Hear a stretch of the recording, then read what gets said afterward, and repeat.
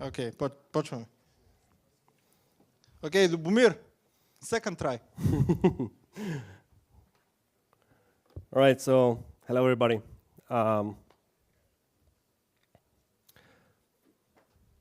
43,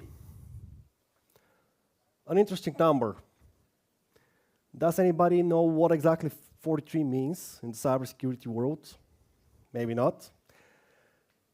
The year is 1984, 82, indeed, when RSA as a corporation has been built for the first time. And this is considered as the first product in the world of cybersecurity. In the next couple of years, a new antivirus solutions has popped up on the market. And since 1982 till 2025, we have 43 years, which basically means that our industry, cybersecurity, we can say is more or less 43 years old. Why this number matters? We all know that the gender population basically switches every 15 years. So 43 years of existence of the cybersecurity and 15 years of changing the generations brings us to the year where actually we're now in the third generation of cybersecurity. And this is important simply because every population, every generation tries to look back to see what has happened in the past and to change it, to make it differently.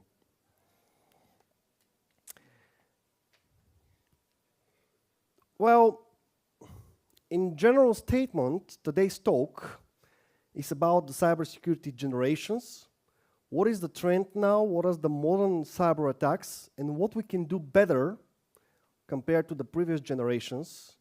And I want to ask you in the next couple of minutes to join me on this conversation.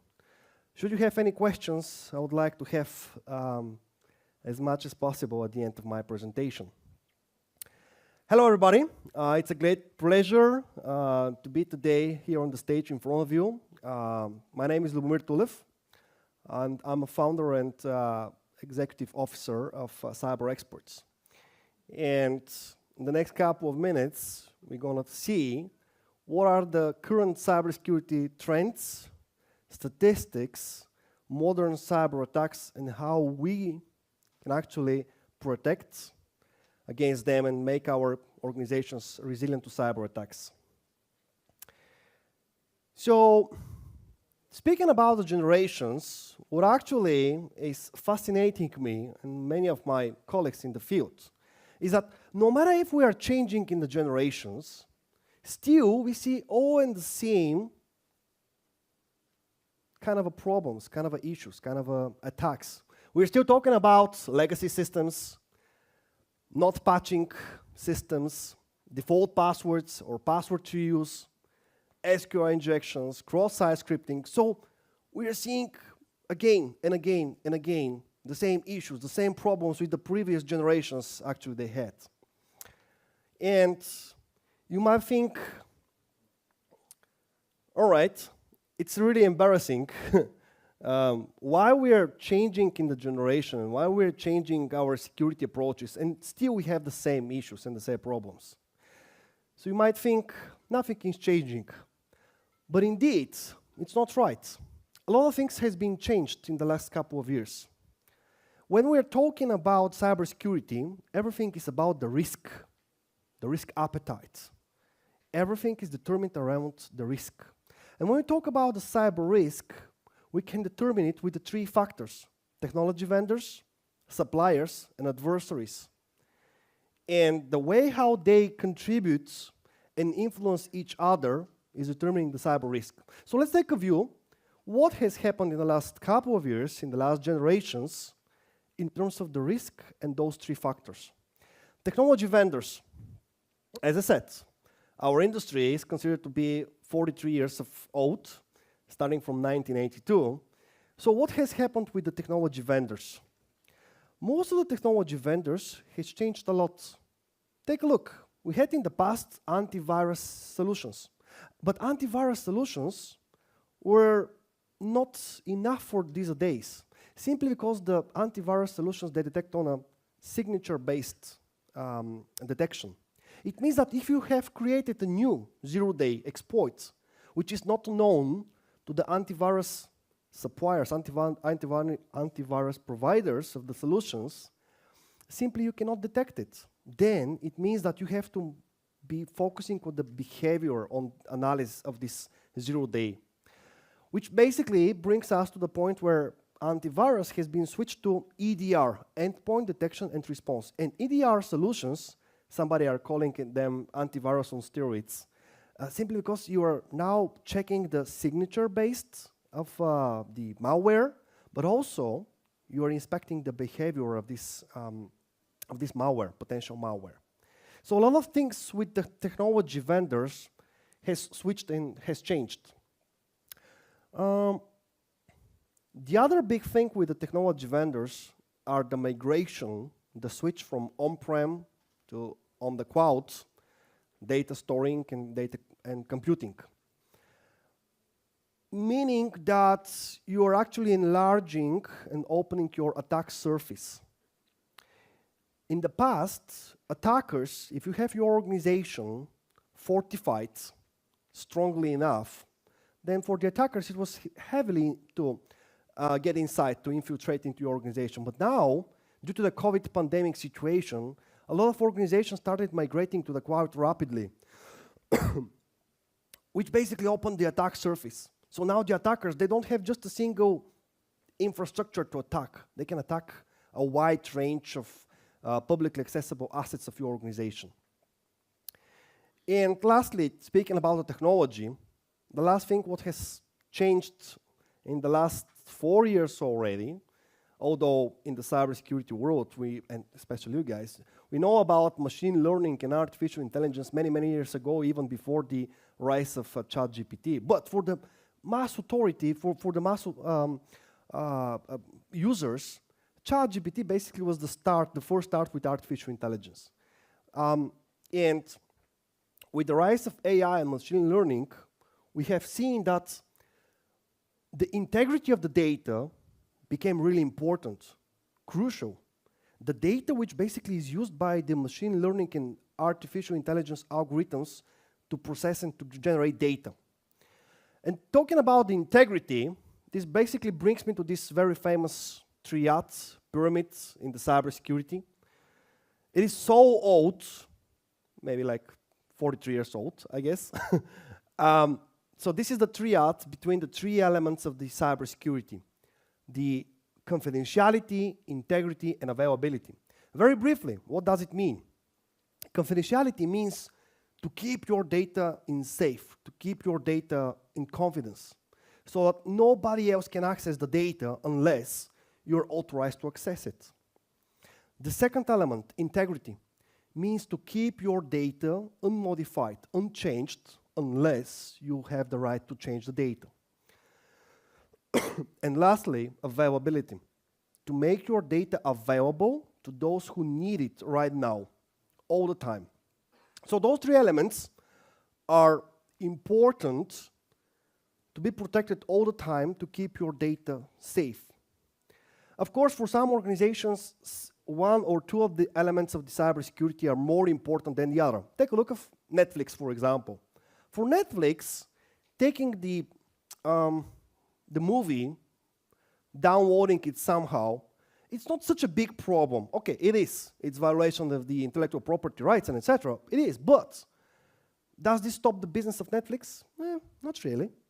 But availability is the element which basically will stop the business of Netflix, because your your platform, your website will not be accessible to those who actually need to watch the movies right now. On the other hand, for the banks, obviously confidentiality of the data, so to keep the bank accounts and the amounts of money and etc. for their users is a top priority, together with the integrity. Well, availability is important too, because if the business cannot make their online payments, it's also a big problem, but it's not so big as the confidentiality and the integrity. So see how important these three elements are, and they are differently important for the different organizations of their business. So speaking about the AI and machine learning, integrity is very important, because your AI algorithm is basically generating your responses based on the integrity of the data where this has been used for analysis. The second element of the determination of the risk is the service suppliers. So if we have the technology vendors and how they have changed, the service suppliers also has changed in the last couple of years from the previous generation. And talking about the service suppliers, just to imagine, these are the mobile operators, these are the internet service providers, these are cloud computing provider companies, and etc. And this is very important in the perspective of our businesses being so interconnected and so dependent on somebody else. Simply because, again, you cannot be just a single fortress. You have to communicate, you have to work with some suppliers, external entities. Some organizations are outsourcing their accounting, their travel agents, and etc. Some are even outsourcing IT and cybersecurity support. So you see how the suppliers are very important. And you're going to see later in my presentation how supply chain attacks are one of the top trendy right now. And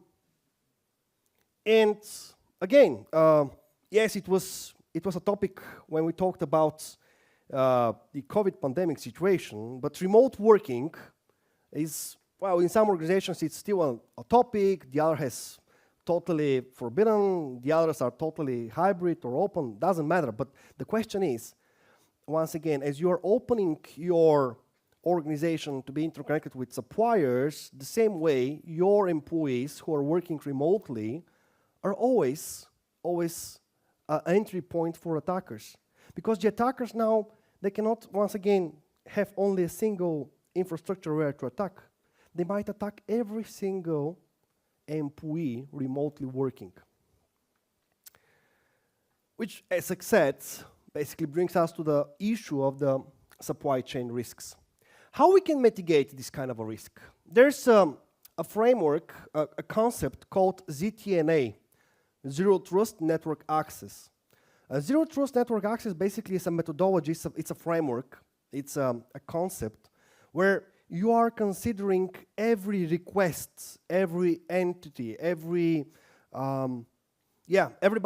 device or user connecting to your infrastructure is unknown, unfamiliar to your organization, and having inspection every time on the requests, on the entity, on the user, etc.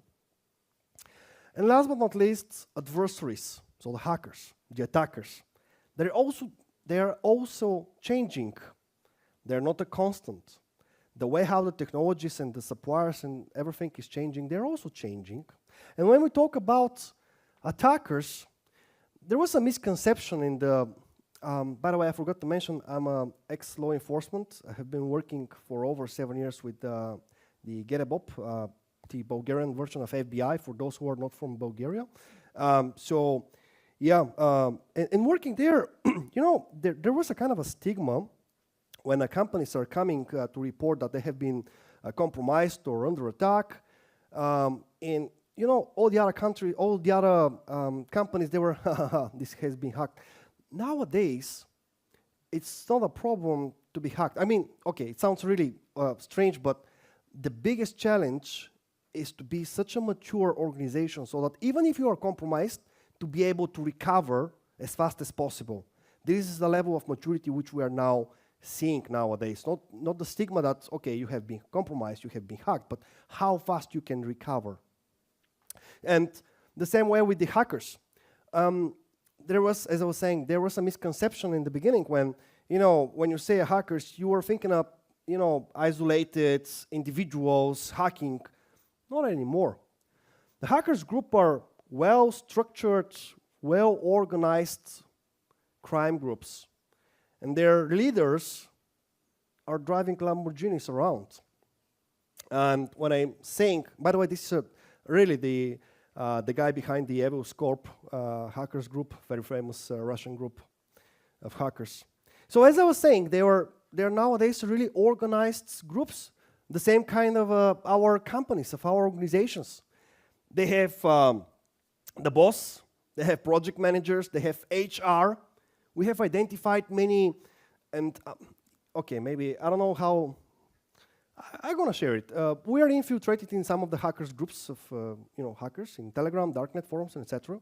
So from time to time, we are analyzing their behavior and their patterns.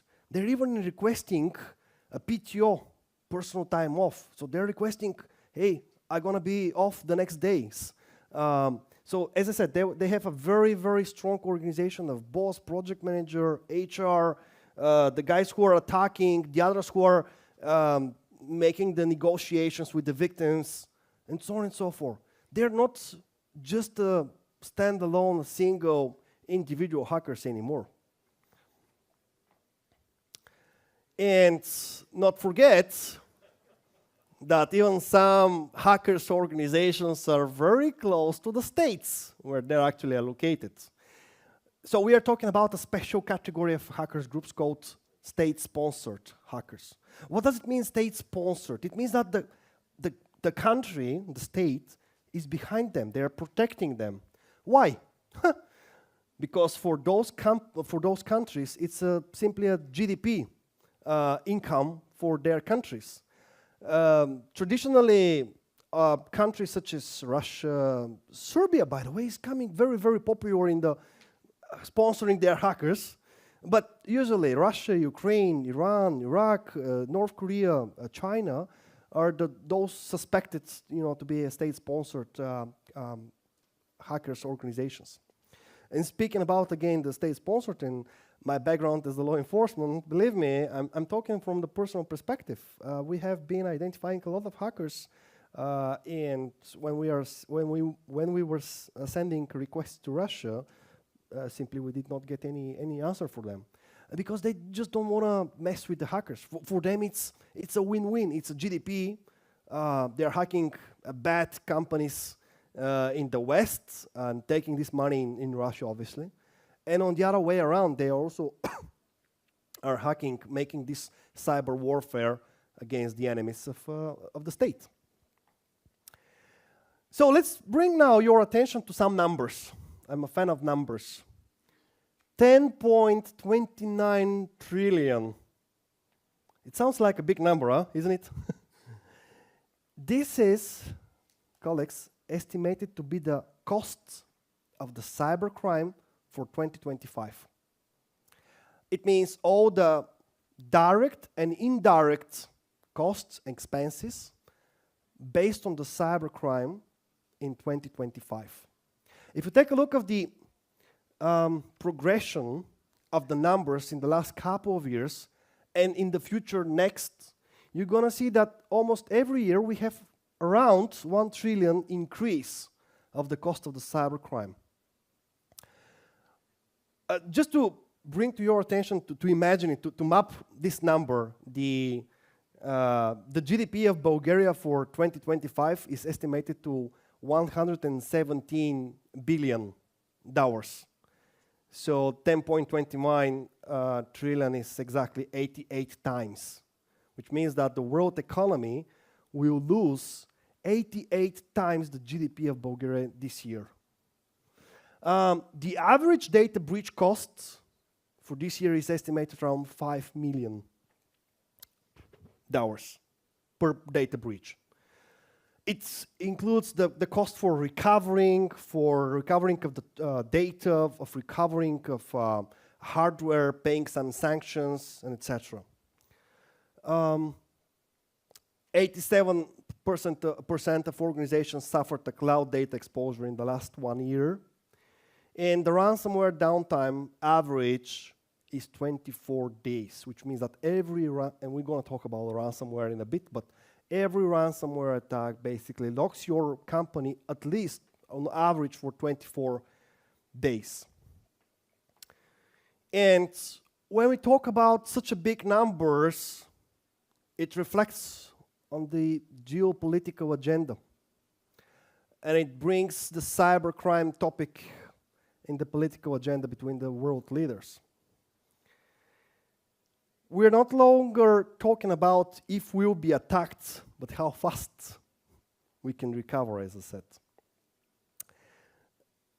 And speaking about influencing the world and political agenda, the cybercrime, Europe definitely is one of the leaders, I would say even the leader worldwide for making a lot of, trying to, at least to make a lot of regulations and to narrowing down the cyber protection.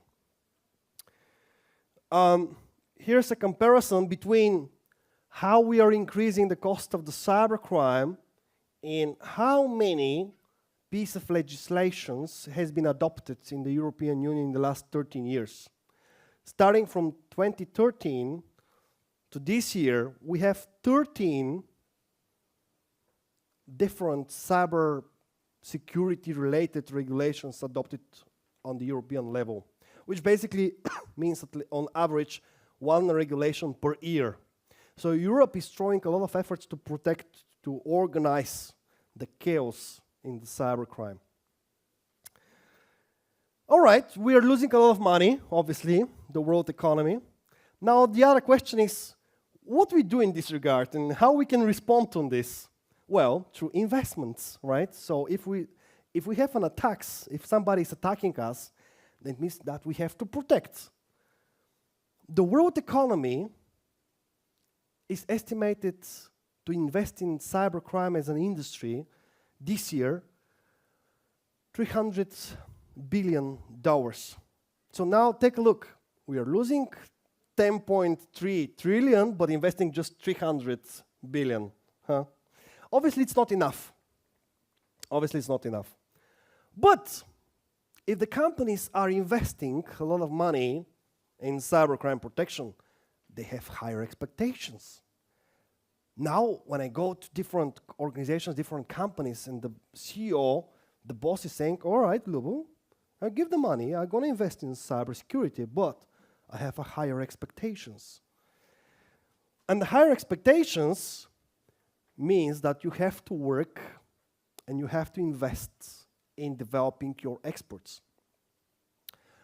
The world currently is lacking of 4.7 million unfilled cybersecurity positions worldwide. 4.7 million unfilled cybersecurity positions worldwide. It's an interesting topic, by the way, that half of this 2.5 million unfilled positions are in Asia. So for those who are investing, let's say, oriented people, investing in cybersecurity in Asia now turns to be an interesting topic because we have 2.5 million unfilled requests for positions in this region. So speaking about the regulations, speaking about the certifications, as I said, the organizations, the companies have higher and higher expectations. And that's why we have certifications. In cybersecurity, such as also in the other industries, I guess, we also have certifications. Actually, we have a lot of certifications. Well, actually, I have at least half of them, but that's another topic. The question is, you have to invest a lot of money and time for your people to certify them, to train them, which costs you money, but also time. It's not like a software developer. I'm not offending anybody, but with the software development, usually you can, spend 2-3 years, I guess, to learn a language, to start programming. Of course, for the seniors, it takes a little bit more time, but you can have a experienced cybersecurity really expert within just 2 or 3 years of experience. He or she should have a bigger number of certifications and years of experience in order really to protect your organizations.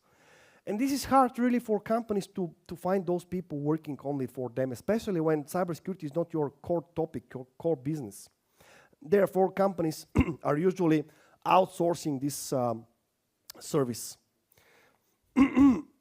So, no matter if you like it or not, the cybersecurity is moving fast, and it's a matter of you liking or not to be on the bus or not.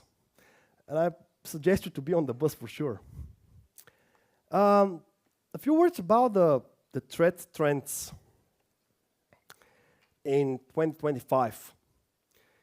Everybody's talking about AI, not just in cybersecurity, everywhere, but we cannot get rid of this buzzword. So obviously, as any user nowadays is using AI in his or her daily work, hackers also do the same.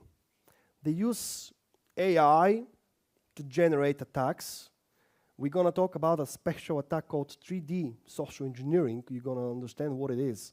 But rise of AI-driven attacks in this year. Supply chain compromises. Why supply chain is so easy?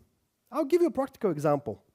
You have your organization embedded with no matter what kind of security solutions you can think of. SIEM, SOAR, EDR, blah, blah, blah, all the 3, 4 letters of acronyms. Just think about it. You have everything. You've made a big fortress. But you're outsourcing your accounting to 2 ladies with 2 computers sitting in a small office, having no idea about cybersecurity at all. For them, how they can actually do their business is just making the accounting. I'm not saying it's an easy task. The question is they don't just care about the cybersecurity. And this is the best for hackers. First, because they can easily attack them, and through their RDP or other open ports can infiltrate into the organization. But secondly, this accounting company is not serving just a single organization, right? In most cases, they're serving 10, 20, 30 companies. Meaning that if I compromise, if I'm a hacker, in the past I was, but if I'm a hacker, I'm going to attack an accounting company because they lack of security, so it's easily hackable. And secondly, from this already hacked organization, I can sprawl and I can basically attack 30, 40 more companies and organizations. So supply chain, that is why it's so easy for the hackers now to attack.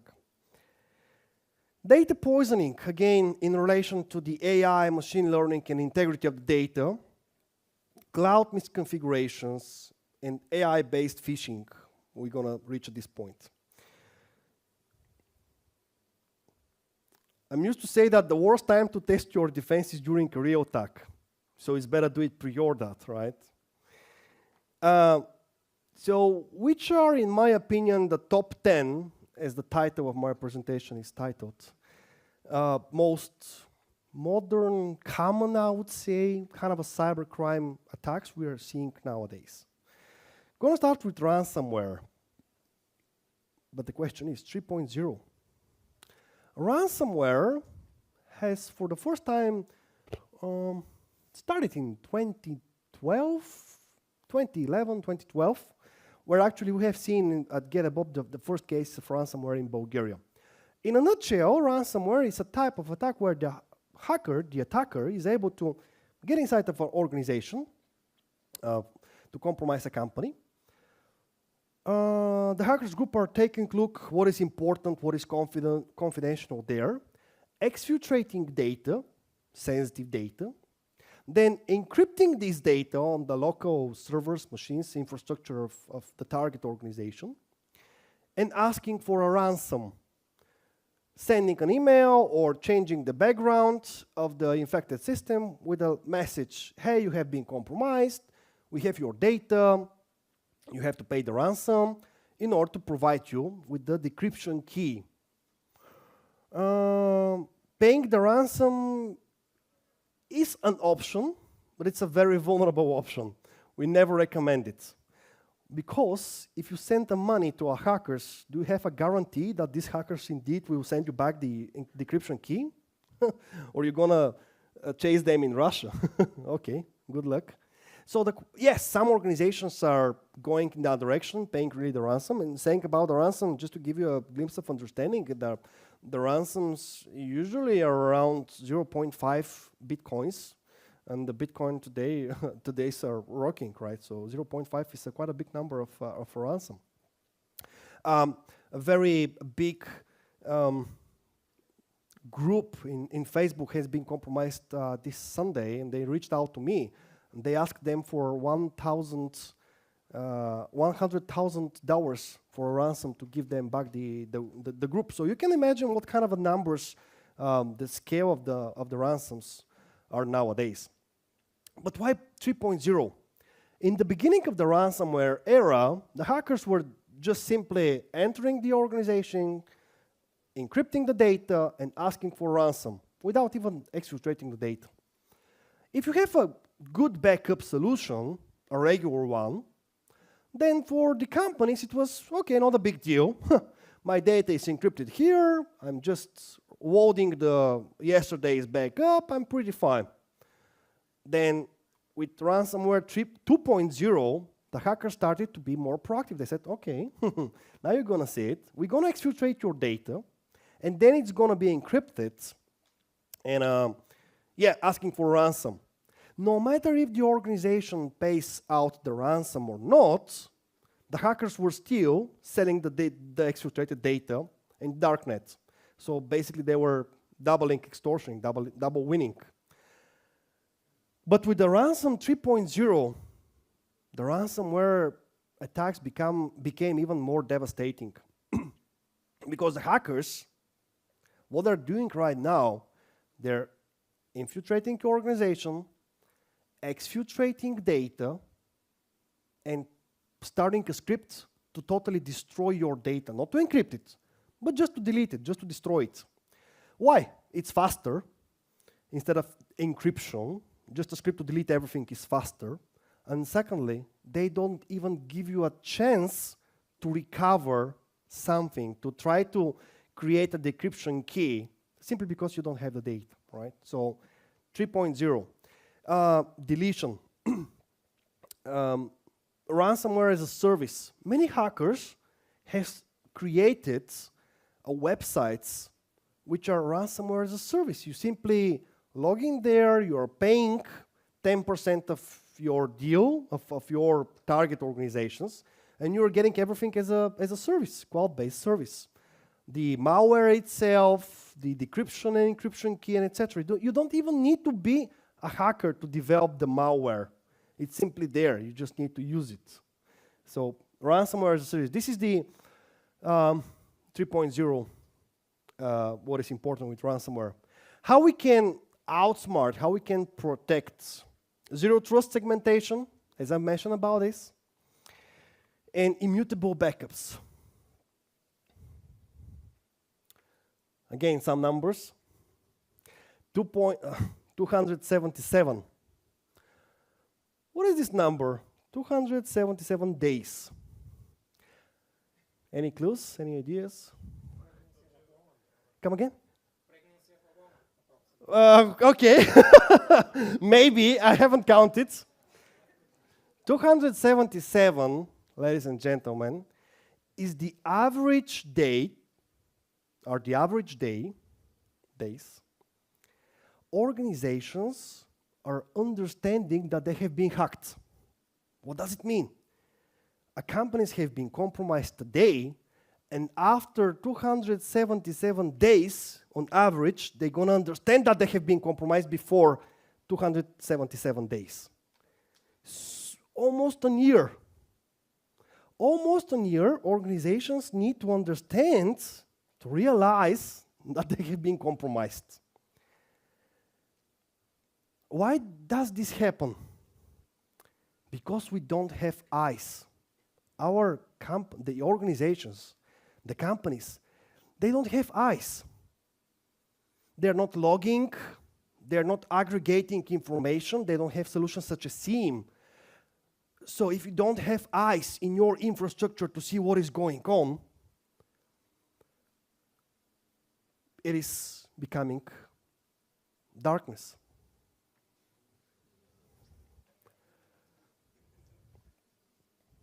So, the unexpected darkness was uncomfortable, right?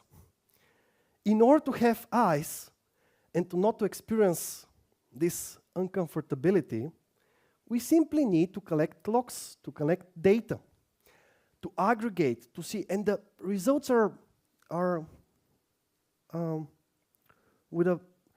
very visible after even the first couple of days.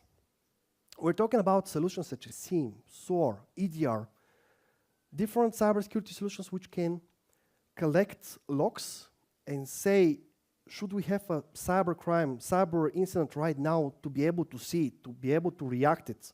Because as I have said, 277 days is the average range. Companies are understanding that they have been under compromise. Cloud misconfigurations, 79% of cloud breaches are due to misconfigured storage backup buckets.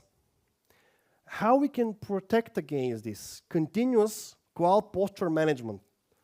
It's a special kind of a cybersecurity service, which is basically looking your attack surface, what is publicly exposed, what is publicly accessible of your organization, because we may have shadow IT resources. A marketing team in your organization has decided to launch a marketing campaign in the past, but they have not even, blocked the website after the campaign has been over, and it's becoming a shadow IT resource because we have unpatched systems, some new vulnerabilities taking place there. So continuous cloud posture management and policy enforcement. API exploitation.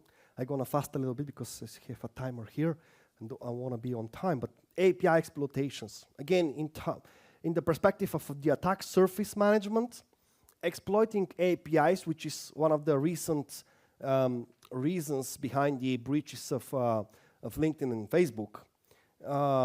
So we're talking as a protection, API gateways, anomaly detection, risk privilege access and tokens.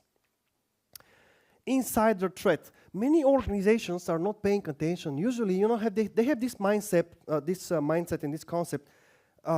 Only from the outside of my organization can attack me. No, actually, we have our employees, and some of them are disgruntled, who might also attack us from the inside, right? So the insider threats. 45% of the breaches start from inside. I'm not saying it's intentionally. Some employees might have clicked or whatever without even putting an attention to this. But 45% of the breaches starts from insider somehow.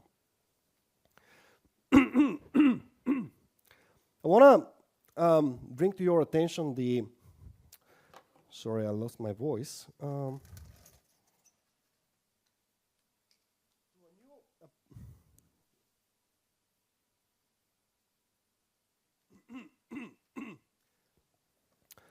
Thank you.